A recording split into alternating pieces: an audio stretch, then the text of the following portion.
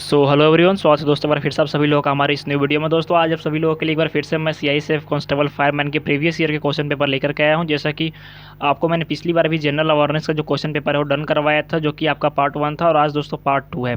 इसमें आप देख सकते हो कि इसमें आपके टोटल 100 क्वेश्चन जो कि पूछे जाएंगे डिफरेंट सेक्शन के। तो आज हम जीके वाला ही सेक्शन कवर अप करेंगे, उसके बाद फिर नेक्स्ट डे हम रीजनिंग और मैथ वगैरह का सेक्शन कवर अप करेंगे। सबसे पहले मैं बता दूँ कि आपके दोस्तों जो क्वेश्चन पूछे जाएंगे ये 100 क्वेश्चन पूछे जाएंगे आपके, और आपकी जो टाइमिंग मिलेगी इसके लिए आपको 2 आवर्स की टाइमिंग मिलेगी, ध्यान रखिएगा। यानी आपका जो रिटर्न होगा इसमें आपके 100 क्वेश्चन पूछे जाएंगे और आपकी 2 आवर्स की जो है टाइमिंग मिलेगी। तो चलिए बिना देर के वीडियो को शुरू करते हैं। लेकिन उससे पहले दोस्तों अगर आप हमारे इस यूट्यूब चैनल पर पहली बार आ रहे हो तो चैनल को सब्सक्राइब कर लीजिएगा, ताकि आपको आगे वाले जितने भी अपडेट हो सबसे पहले देखने को मिले। तो चलिए दोस्तों पहला क्वेश्चन देखते हैं। क्वेश्चन नंबर पहला है इसमें, क्वेश्चन नंबर 46। इसमें कह रहा है क्वेश्चन नंबर 46 कि भारत का वर्तमान वित्त मंत्री कौन है। तो दोस्तों ये जो पेपर है आपका 2015 से पहले का है, तो इसके अनुसार इसमें ऑप्शन दिए गए हैं, लेकिन हम करंट ऑप्शन देखते हुए चलेंगे। तो आप देख सकते हो कि यहाँ पे कि भारत का वर्तमान में जो फाइनेंस मिनिस्टर है वो कौन है। आपके ऑप्शन दिए गए हैं सुरेश प्रभु, अरुण जेटली, सुषमा स्वराज और महेश शर्मा। तो दोस्तों उस टाइम जो थे ये आपके अरुण जेटली जी थे, लेकिन वर्तमान में जो भारत के वित्त मंत्री हैं, फाइनेंस मिनिस्टर जिसको हम कहते हैं, ये निर्मला सीतारमण है, ध्यान रखिएगा। निर्मला सीतारमण अभी भारत के वित्त मंत्री हैं। आप मुझे कमेंट सेक्शन में बताओगे कि भारत के गृह मंत्री कौन है। भारत के गृह मंत्री किसे नियुक्त किया गया है और अभी वर्तमान में गृह मंत्री भारत के कौन है। इसके बाद क्वेश्चन नंबर 47, क्वेश्चन नंबर 47 कह रहा है कि who is the present chief of ISRO, यानी इसरो के वर्तमान में जो प्रमुख हैं वो कौन है। दोस्तों ये जो ऑप्शन दिए गए हैं आपके ऑप्शन सारे अकॉर्डिंग टू 2015-14 के आसपास जो थे उनके नाम दिए गए हैं इसमें, लेकिन आपको नए नाम बताने हैं। तो ये कॉमन बेसिक क्वेश्चन है, ये आपको आना ही आना चाहिए, ठीक है। इसी के साथ मैं आपको एक चीज़ बता दूं कि आपकी दोस्तों जो पेपर होगी वो हिंदी और इंग्लिश दोनों में होगी, ठीक है। आप यहाँ पे देख सकते हो कि इंग्लिश का भी पेपर है और आपका हिंदी में भी इसको ट्रांसलेट किया गया है। तो वर्तमान में दोस्तों आपके इसरो यानी इंडियन स्पेस रिसर्च ऑर्गेनाइजेशन, इसकी फुल फॉर्म पूछता है कि इसरो का फुल फॉर्म क्या है। तो दोस्तों इसरो का जो फुल फॉर्म है इंडियन स्पेस रिसर्च इंस्टीट्यूशन, ध्यान रखिएगा, ठीक है। तो ये आपका पूछता है इसरो का हेडक्वार्टर कहाँ स्थित है, आप मुझे कमेंट सेक्शन में बताओगे। दोस्तों इसका जो सही जवाब हो जाएगा, फिलहाल में इसे एस सोमनाथन को सौंपा गया है। एस सोमनाथन जो हैं ये अभी आपके इसरो के नए चीफ बने हैं, ठीक है। एस सोमनाथन, ध्यान रखिएगा। आप मुझे बताओगे कि डीआरडीओ के वर्तमान में अभी जो हैं चीफ कौन है। आप इस चीज़ को सर्च करना गूगल पे ताकि आपको याद भी हो जाए। तो आपके इसरो के जो वर्तमान में अभी चीफ हैं ये हैं आपके एस सोमनाथन, और डीआरडीओ का वर्तमान में कौन चीफ है ये आप मुझे कमेंट सेक्शन में बताओगे। इसके बाद है क्वेश्चन नंबर 48। दोस्तों क्वेश्चन नंबर 48 कह रहा है कि टाइफाइड बुखार जो है वो किसके कारण होता है। आपके ऑप्शन दिए गए हैं, option A bacteria, option B है प्रोटोजोआ, ऑप्शन सी है विषाणु और ऑप्शन डी है फंगी। तो दोस्तों आपको जो टाइफाइड फीवर होता है बेसिकली ये बैक्टीरियल डिजीज जो कि बैक्टीरिया की वजह से होता है, ठीक है। बैक्टीरियल डिजीज है यानी बैक्टीरिया की वजह से होता है, और इसके संपर्क में यानी जो भी व्यक्ति इफेक्टेड होता है इससे इसके संपर्क में आने वाला नेक्स्ट व्यक्ति भी इफेक्ट हो जाता है, ठीक है। ये बेसिकली दोस्तों आपके जो गंदा रहने की वजह से यानी गंदा खाना खाने की वजह से, गंदा पानी पीने की वजह से ये दोस्तों आपकी बीमारी होती है। इसके बाद क्वेश्चन नंबर 49। क्वेश्चन नंबर 49 कह रहा है कि भारत का राष्ट्रीय पक्षी कौन है, यानी भारत का राष्ट्रीय जो पक्षी है ये कौन है। आपके ऑप्शन दोस्तों दिए गए हैं, ऑप्शन ए है तोता, ऑप्शन बी है मोर, ऑप्शन सी है कौवा और ऑप्शन डी है कबूतर। तो दोस्तों भारत का जो राष्ट्रीय पक्षी है ये आपका मोर है, पीकॉक, ठीक है। आप मुझे बताओगे कि भारत का जो राष्ट्रीय पशु कौन सा है, ये मुझे कमेंट सेक्शन में आप बताओगे। इसके बाद दोस्तों आपका क्वेश्चन नंबर 50 कह रहा है कि विश्व का सबसे निम्नलिखित में से बड़ा मरुस्थल कौन सा है। आपके ऑप्शन दिए गए हैं, option A Sahara, option B है थार, ऑप्शन सी है कालाहारी और ऑप्शन डी है जैसलमेर। आपको दोस्तों बता दूं कि सहारा जो मरुस्थल है ये दुनिया का सबसे बड़ा मरुस्थल यानी डेजर्ट है, वर्ल्ड लार्जेस्ट डेजर्ट, और ये आपके मौजूद है अफ्रीका में, ठीक है। अफ्रीका में दोस्तों, अफ्रीका को ब्लैक कॉन्टिनेंट यानी ब्लैक महाद्वीप के नाम से भी जाना जाता है, ध्यान रखिएगा। इसी के साथ में थार की बात करें तो थार और जैसलमेर दोस्तों आपके इंडिया और पाकिस्तान में स्थित हैं, ठीक है। कुछ पार्ट इसके पाकिस्तान में भी हैं। कालाहारी की बात करें तो दोस्तों ये आपके बोट्सवाना में स्थित है, ध्यान रखिएगा, ठीक है। इसके बाद है क्वेश्चन नंबर 51। क्वेश्चन नंबर 51 कह रहा है निम्नलिखित में से कौन सा केंद्र शासित प्रदेश नहीं है। आपके ऑप्शन दिए गए हैं, option A Lakshadweep, option B है पौंडीचेरी, ऑप्शन सी है नागालैंड और ऑप्शन डी है दमन एंड दीव। तो इसमें से कौन सा ऐसा राज्य है, जगह है जो कि केंद्र शासित प्रदेश नहीं है। तो फिलहाल में दोस्तों आपके इंडिया में 28 स्टेट यानी 28 राज्य हैं, ध्यान रखिएगा, और 8 आपके यूनियन टेरिटरीज यानी कि आपके केंद्र शासित प्रदेश हैं। तो राज्य जो 28 हो गए और 8 केंद्र शासित प्रदेश हो गए। तो ये पूछ रहा है कि 8 केंद्र शासित प्रदेश में से इनमें से कौन सा फिलहाल अभी जो है केंद्र शासित प्रदेश नहीं है। तो दोस्तों आपके जो सही जवाब हो जाएंगे ये हो जाएगा ऑप्शन नंबर सी, नागालैंड। ठीक है, नागालैंड दोस्तों जो है एक राज्य है। नागालैंड जो है ये 28 राज्यों में से एक राज्य है। बाकी आपकी जो है ये आपके केंद्र शासित प्रदेश हैं।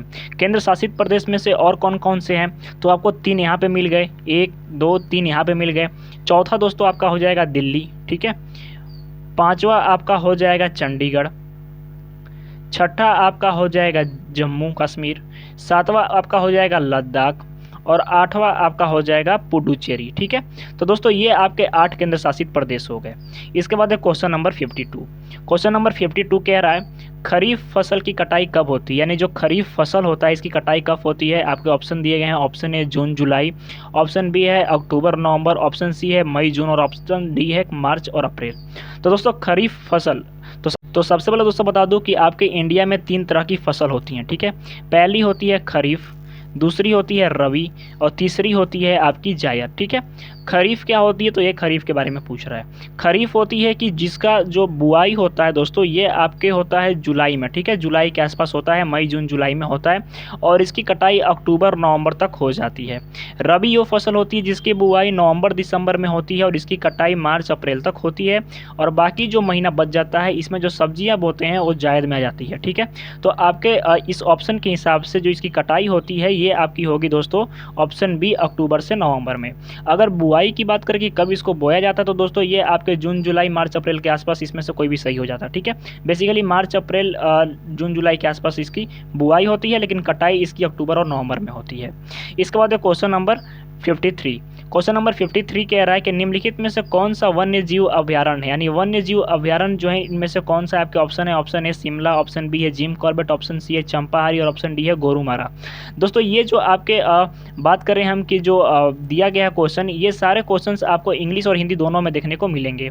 तो सबसे पहले दोस्तों अगर बात कर ले कि इसमें से कौन सा आपका वन्य जीव अभ्यारण्य है, तो दोस्तों आपका जो कार्बेट है ये कार्बेट आपका वन्य जीव अभ्यारण्य भी है। ठीक है, और आपका एक तरह से कहें तो कार्बेट नेशनल पार्क जो है ये आपका टाइगर उद्यान भी है। तो Corbett Jim Corbett national park कहाँ स्थित है आप मुझे कमेंट सेक्शन में बताओगे। इस चीज़ को गूगल पे सर्च करो, कहीं से सर्च करो, मुझे बताना आप। ठीक है, कि ये कहाँ पे स्थित है। इसके बाद दोस्तों क्वेश्चन नंबर 54। क्वेश्चन नंबर 54 कह रहा है कि येलो क्रांति का जो संबंध है वो किससे है। येलो क्रांति यानी पीली रिवोल्यूशन। ठीक है, पीली रिवोल्यूशन, जैसे श्वेत रिवोल्यूशन हुई थी दूध के लिए, ग्रीन रिवोल्यूशन हुई थी आपके फसल के लिए, तो आपकी पीली क्रांति किसके लिए हुई थी। सोना के लिए, तिलहन के लिए, सूर्यमुखी के फूल के लिए, या फिर मुर्गी पालन के लिए। तो दोस्तों आपकी जो पीली क्रांति हुई थी ये बेसिकली आपकी हुई थी तिलहन के लिए। ठीक है, ऑयल कैसा होता है, तो ऑयल दोस्तों आपका पीला होता है, ध्यान रखना। तो पीली क्रांति किसके लिए हुई थी, तो तेल के लिए। ठीक है, उसमें भी ये क्वेश्चन आता है कि आपका सिल्वर रिवॉल्यूशन यानी चांदी वाली जो क्रांति हुई थी वो क्यों हुई थी, तो अंडों के लिए, एग्स के लिए। रेड रिवॉल्यूशन क्यों हुआ था, रेड यानी लाल क्रांति, तो ये दोस्तों आपके मीट के लिए। ठीक है, तो ये बेसिकली आपको याद रखनी होगी। इसके बाद है क्वेश्चन नंबर 55। क्वेश्चन नंबर 55 कह रहा है कि केसरी समाचार पत्र की शुरुआत किसने की थी। तो दोस्तों एक न्यूज़पेपर था, जैसे आज आप दैनिक भास्कर, हिंदुस्तान, द हिंदू ये सब पढ़ते हो, तो इसमें से उस टाइम केसरी एक पुराने समय में एक समाचार पत्र था, ये कौन लिखे थे। इसके ऑप्शन है आपके दोस्तों जीके गोखले, ऑप्शन बी है बीजी तिलक, ऑप्शन सी है सरदार पटेल, और ऑप्शन डी है राजा राम मोहन राय। तो दोस्तों ये जो लेखक थे ये 2 पत्रिका लिखते थे, एक है आपकी केसरी, ठीक है, और दूसरी है आपकी मराठा। ठीक है, ये दोस्तों जो न्यूज़पेपर है ये लिखते थे आपके बाल गंगाधर तिलक, ध्यान रखिएगा, बाल गंगाधर तिलक के द्वारा दोनों न्यूज़पेपर लिखा जाता था, केसरी और मराठा। ठीक है, इसके बाद है क्वेश्चन नंबर 56। क्वेश्चन नंबर 56 कह रहा है कि निम्नलिखित में से कौन चिकित्सक नहीं थे, यानी इनमें से कौन जो थे ये डॉक्टर नहीं थे। आपके ऑप्शन है, option A Sushruta, option B है चरक, ऑप्शन सी है चरवाक, और ऑप्शन डी है धनवंतरी। तो दोस्तों आपका जो सही जवाब हो जाएगा ये हो जाएगा चरवाक। ठीक है, चरवाक जो थे ये डॉक्टर नहीं थे, चरवाक जो थे ये डॉक्टर नहीं थे, बाकी इनमें से तीनों जो थे ये डॉक्टर थे। इसके बाद है क्वेश्चन नंबर 57। क्वेश्चन नंबर 57 कह रहा है कि फुटबॉल टीम में कितने खिलाड़ी होते हैं। आपके ऑप्शन है, ऑप्शन ए 11, ऑप्शन बी है 10, ऑप्शन सी है 9 और ऑप्शन डी है 8। आई होप दोस्तों कि इसका जवाब आप सबको पता होगा कि फुटबॉल टीम में कुल कितने प्लेयर होते हैं।